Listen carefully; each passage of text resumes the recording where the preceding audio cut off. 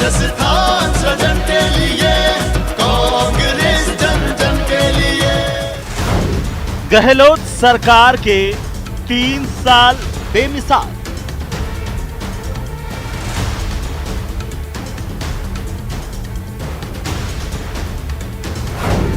स्वास्थ्य, कृषि समेत हर सेक्टर में बेहतरीन काम। कांग्रेस की गहलोत सरकार ने जो इन 3 वर्षों में काम किया उसकी पूरे देश में चर्चा हुई, खुद प्रधानमंत्री ने तारीफ की। जन घोषणा पत्र को किया नीतिगत, निभाए 70% वादे। जहां तक जन घोषणा पत्र की बात है तो उसमें 60% से ज्यादा वादे हमने पिछले 3 सालों में पूरे किए हैं।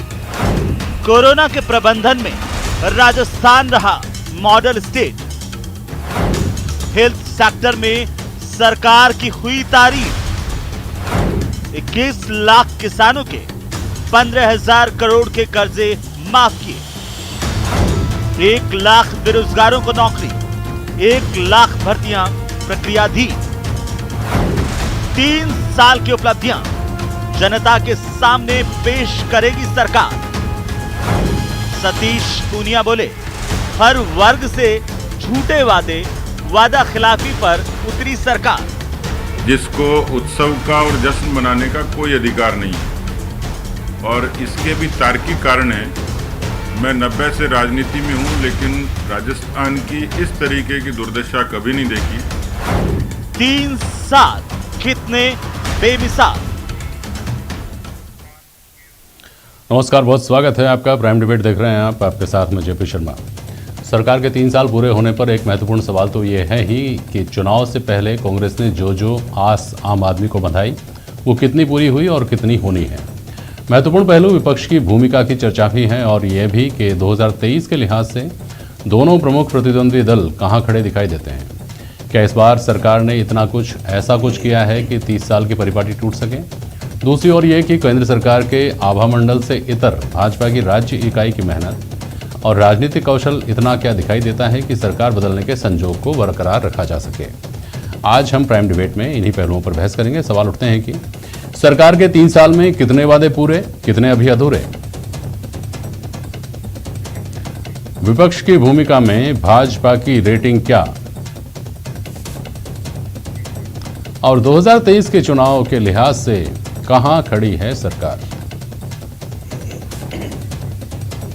स्वर्णिम चतुर्वेदी जी कांग्रेस के प्रवक्ता हैं हमारे साथ, अवधेश आकोदिया जी हैं वरिष्ठ पत्रकार, रामलाल शर्मा जी भारतीय जनता पार्टी के विधायक और प्रवक्ता हमारे साथ जुड़ रहे हैं और वरिष्ठ पत्रकार ओम सैनी साहब हमारे साथ जुड़े हुए हैं। बहुत स्वागत है आप सभी का।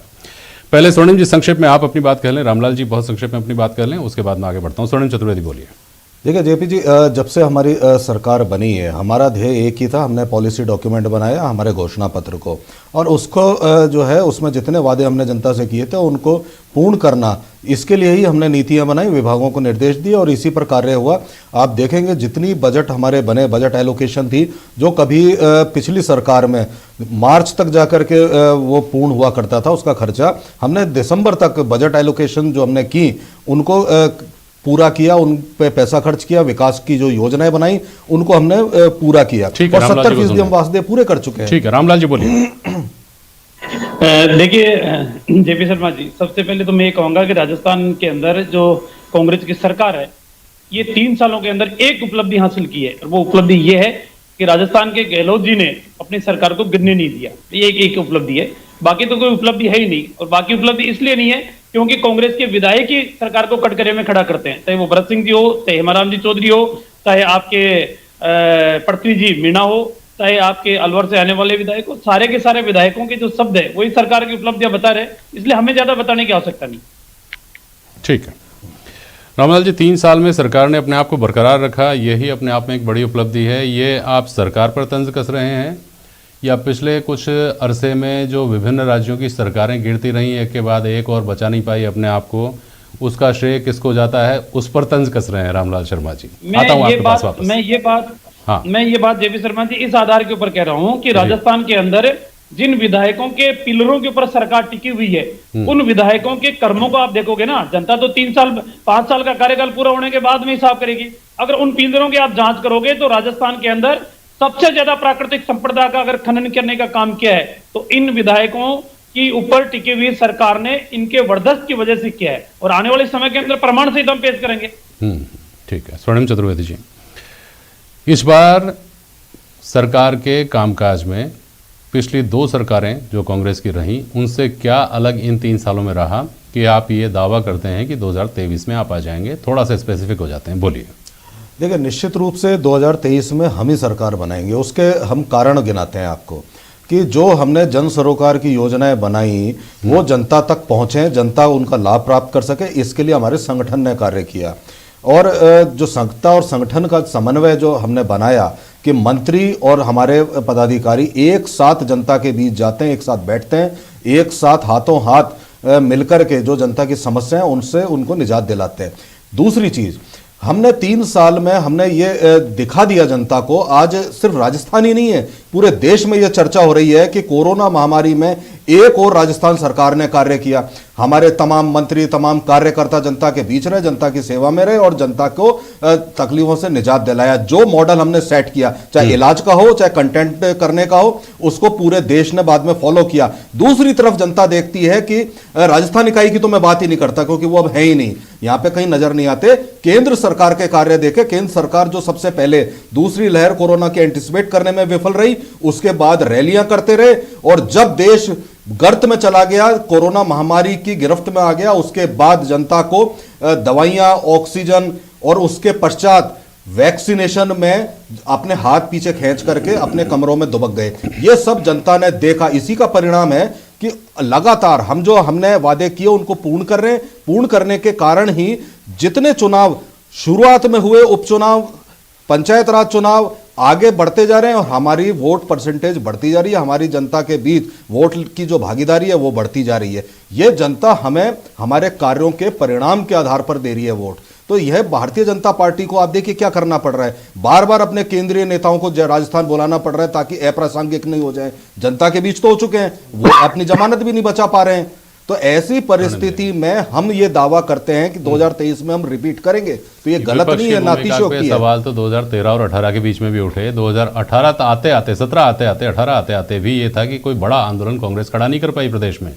ठीक से याद होगा, उदय शाह को दिया इस बात की पुष्टि करेंगे कि एक किसानों का आंदोलन हुआ था, उसमें भी भाजपा बार बार ये तोहमत लगा रही थी कि ये तो अमरा राम का आंदोलन है, ये तो उनके पीछे किसान खड़े हैं इसलिए इकट्ठा हो गए, नहीं तो आप तो इसके ऊपर भी आंदोलन नहीं कर पाए।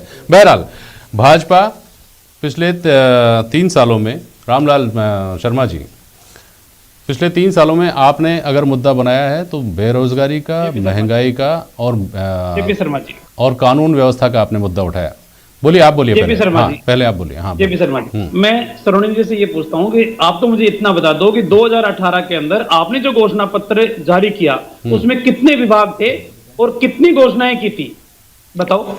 देखिए रामलाल जी, मैं बिल्कुल आपको बताना चाहता हूँ, हमारी सरकार सिर्फ मुंह जवानी बात नहीं करती है। हम भारतीय जनता पार्टी की तरह नहीं है कि ब्लैक पेपर अगर जारी करना है तो पेपर की कुछ कटिंग्स ला करके कर दी। हमारी सरकार ने, मैं टाल नहीं रहा हूँ रामलाल जी, सुनिए आप, बिल्कुल बिल्कुल सुनिए, विभागवार जितनी घोषणाएं और जितने कार्य हुए उनका परिपत्र सरकार हमारी 2 महीने पहले जारी कर चुकी है, विधानसभा में जारी कर चुकी है, और ये प्रामाणिक तथ्य है, दस्तावेज है, जो हमने हमारी घोषणाएं पूरी हुई वो सरकार ने जारी की है। आपको जानकारी नहीं है तो मैं बता रहा हूं ना आपको, आपने 27 विभागों के 426 बिंदु घोषित किए कि हम 426 काम करने का प्रयास करेंगे, जिसको आपने नीतिगत निर्णय भी किया। अब आ जाइए, क्या आपने विप्र बोर्ड बना दिया?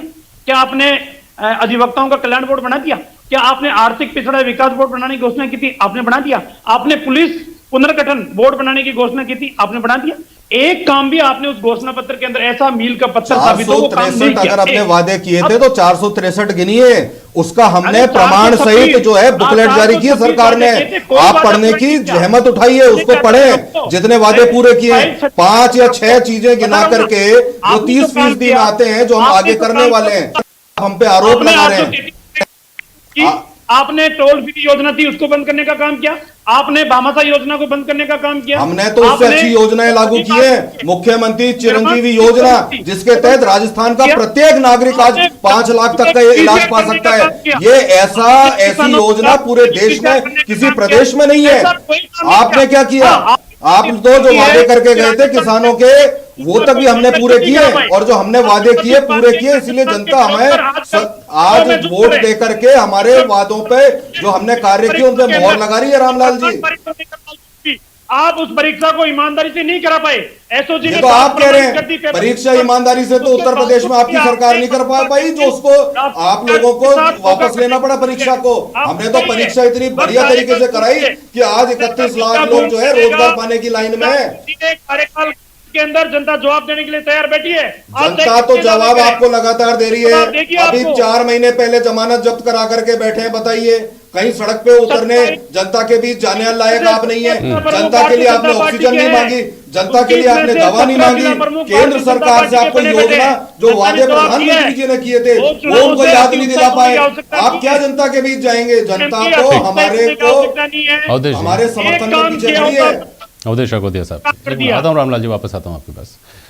आमतौर पर जिस तरह के आरोप, वादा खिलाफी के आरोप विपक्ष हमेशा लगाता रहा है सरकारों पे, सरकार किसी की भी हो, कहीं की भी हो, किसी प्रदेश की, देश की, कहीं की भी सरकार हो, और मुद्दे भी कमोबेश एक जैसे ही होते हैं। अब फिलहाल जो मैंने कहा था रामलाल जी को, जो सबसे ज़्यादा हमला भारतीय जनता पार्टी जिस मुद्दे पर करती है, बेरोजगारी का मुद्दा, महंगाई का मुद्दा और कानून व्यवस्था का मुद्दा, जिसमें से महंगाई का मुद्दा तो फुटबॉल है, ये उनके बारे में कहते हैं, वो इनके बारे में कहते हैं। बेरोजगारी, मुझे नहीं लगता कि कोई भी सरकार इस आरोप से, इस तोहमत से कभी मुक्त रही हो। कानून व्यवस्था का मुद्दा, क्या इस तरह का मुद्दा प्रदेश में आपको नज़र आता है कि ये अपने आप में एक बड़ा मुद्दा हो सकता है विपक्ष के पक्ष में और सरकार के खिलाफ? अवधेश जी। बिल्कुल जेपी जी, देखिए, क्योंकि जो राजस्थान है वो आमतौर पर शांत प्रदेशों की श्रेणी में आता है जी।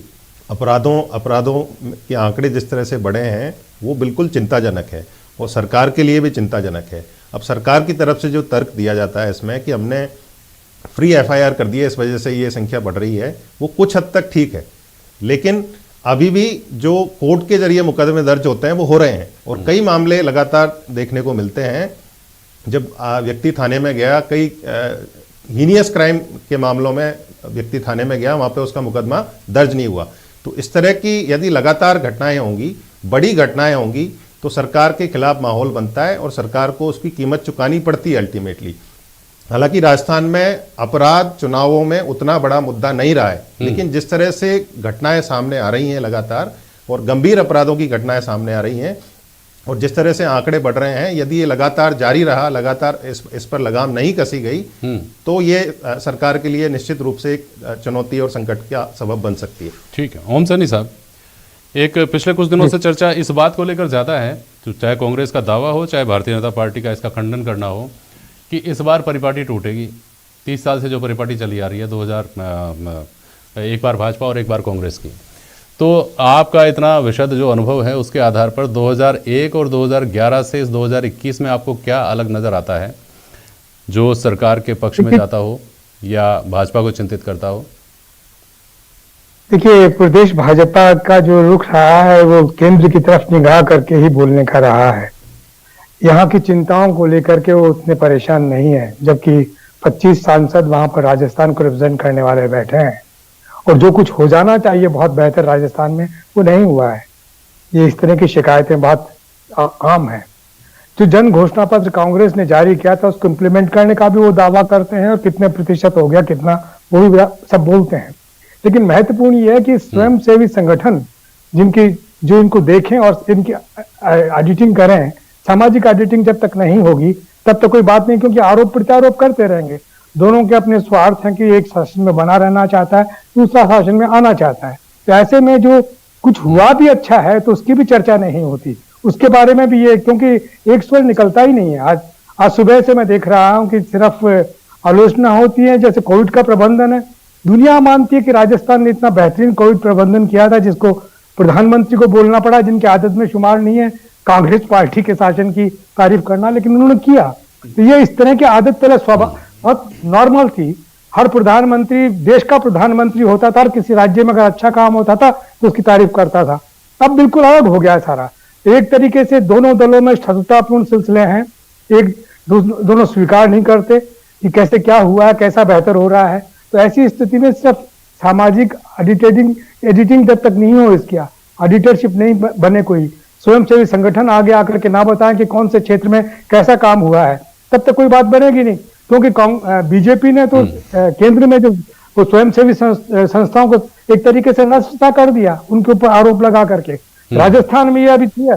अरुणा राय का कमाल हमने देखा है, सूचना के अधिकार के तहत कितना जबरदस्त काम हुआ और लोगों को कैसे सब पता लगा। जब तक ये नहीं होगा तब तक ये दावे और इन सब से कोई ज्यादा फर्क पड़ने वाला है नहीं कि सुशासन हुआ है या समृद्धि बढ़ी है या विकास हो रहा है। इन सब बातों का और इनके बहुत सारे कारण हैं। अगर आपके पास में आपके थानों में रिपोर्ट ज्यादा आ रही है, समाज में जिस तरह की बेचैनी पैदा हो रही है, जिस तरह के सिलसिले पैदा, सामाजिक रोग है, उस रोग को समझने के बजाय इस दल ने किया है, उस दल ने, चाहे कोई भी शासन में रहे, वो तो होगा। उसे नियंत्रित करने के लिए बहुत अलग से काम करना पड़ेगा। और वो मेरा ख्याल है कि देखिए, जब तक राजनीतिक दल अपनी जिम्मेवारी के साथ में पेश नहीं आएंगे तब तक नहीं होगा। ठीक है सर। रामलाल जी, भाजपा ने ये ऐलानिया कहा है कि केंद्र नरेंद्र मोदी के चेहरे पर वो चुनाव लड़ेगी, केंद्र सरकार की उपलब्धियों के दम पर वो चुनाव में जाएगी। तो ऐसे में ये चिंता नहीं है क्या कहीं दूर दूर तक, जैसे ओम सैनी साहब ने कहा और जैसा अक्सर कांग्रेस सवाल उठाती रहती है कि हमने 25 सांसद यहाँ से चुन करके आपको दिए हैं और उन 25 सांसदों के अनुपात में 2014 से 2019 में निराशा हुई और 19 से 24 भी उसी तरह से जा रहा है। रामलाल शर्मा जी।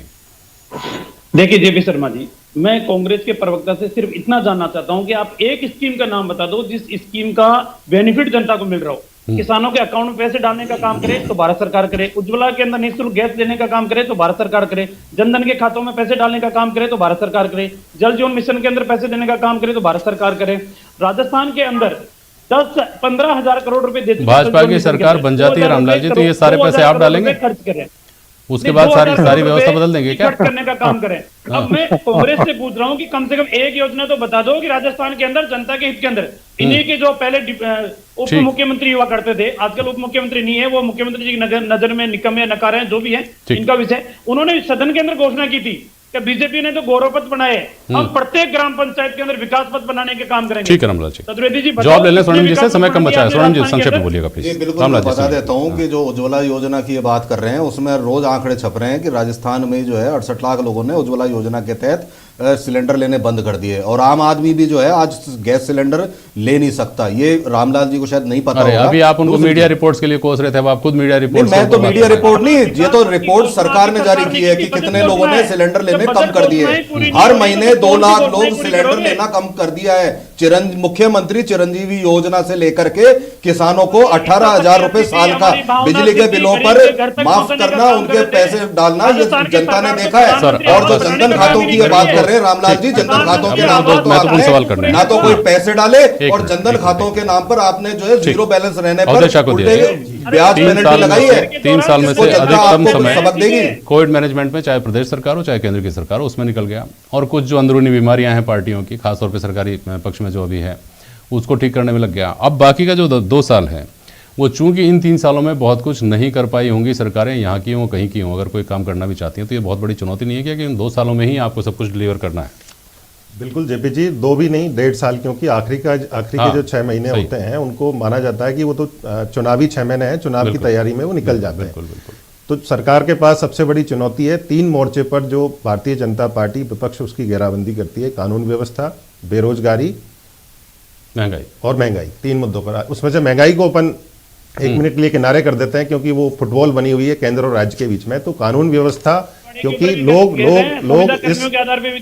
लोग इस तर्क को नहीं मान रहे हैं कि केवल फ्री एफआईआर करने से अपराध बढ़ रहे हैं। यदि भाजपा इस लॉजिक को समझाने में लॉ एंड ऑर्डर एक बड़ी चुनौती है सरकार के सामने। ओम सैनी साहब, धर्म की राजनीति भाजपा करती है, ये सवाल कांग्रेस उठाती हुई आई है और अब थोड़ी अलग ढंग से व्याख्या हुई है कि धार्मिक हम भी हैं, लेकिन हम थोड़ा अलग तरह से धार्मिक हैं, सुरक्षित हैं, देश के हित में हैं। ये जो नई व्याख्या के साथ जाना अगर होता है तो क्या जोखिम भरा नहीं है? बहुत संक्षेप में बताइएगा सर, समय समाप्त हो रहा है। बिल्कुल नहीं सर, बिल्कुल ये बहुत जरूरी था। जो कुछ यहाँ पर राहुल गांधी बोल के गया वो बहुत महत्वपूर्ण था। तो सारी उस सोशल इंजीनियरिंग को एक्सपोज करके रख दिया जो भारतीय जनता पार्टी राष्ट्रीय स्तर पर इस्तेमाल कर रही है। और मुझे लगता है कि इसके बहुत बेहतर नतीजे होंगे। तो कॉन्स्टिट्यूशन के प्रोटेक्टर के रूप में,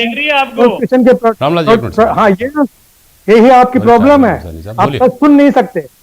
कॉन्स्टिट्यूशन के प्रोटेक्टर के रूप में जो लोग सामने उन्हीं को सब कुछ हासिल होगा। आप लोग कॉन्स्टिट्यूशन किस तरीके से नष्ट करना क्या चलिए सर, बकवास कर रहे हैं आप ये समय हो देखिए गया। क्या ये बोलने का तरीका है इनका। ये प्रवक्ता है भारतीय जनता पार्टी के जो बहुत शुक्रिया आप सभी का आज प्राइम डिबेट में शामिल होने के लिए। आज के लिए बस इतना ही। नमस्कार।